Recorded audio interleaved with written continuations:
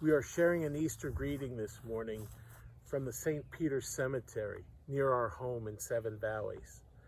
We will all remember this Easter as something like the 2020 virus Easter. However, this is my mom's 103rd Easter morning. Her first was during the Spanish influenza, in which over 650,000 Americans lost their lives. 500 million people worldwide contracted the flu, and 1/10 of them, 50 million, died from it. Maybe you're wondering why we chose a cemetery. We have made some amazing discoveries in over 100 cemeteries we've visited.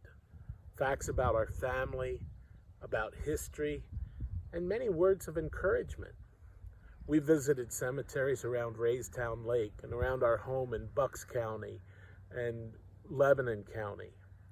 We've traveled and visited from north of Boston through the coastal states to Florida, from in Europe and in Africa and in South America. The main reason we're here this morning is because Easter is our favorite family holiday, celebrating the resurrection of Jesus Christ from the dead.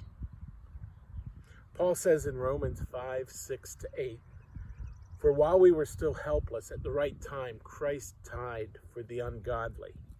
He expresses maybe for a good person or a really good person, someone would dare to die.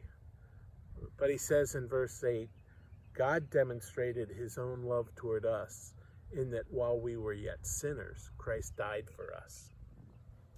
In the Gospel of John in the Bible, we read how Jesus went to the grave of his friend Lazarus. When he greeted Lazarus' sisters, he said, "Your brother will rise again." Martha said, "I know that he will rise again at the resurrection on the last day."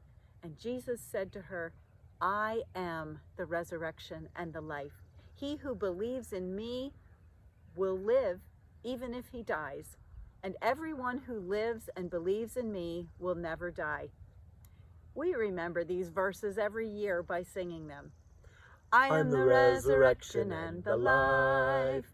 He who believeth in me, though he were dead, yet shall he live, yet shall he live. And whosoever liveth and believeth in me shall never, never die. We hope you have a great Easter, remembering Jesus who died and rose again for you and for us. We want to share a special greeting this morning with one of my employees, Pastor Bill Kay in the State College Hospital, and to my longtime friend, Pastor Paul Auckland, who's battling the virus in Sellersville, and to our friend Brad Hanks, who has one great victory ahead of him, and to my mom, who's celebrating her 103rd Easter. We love you all, and we pray for you often.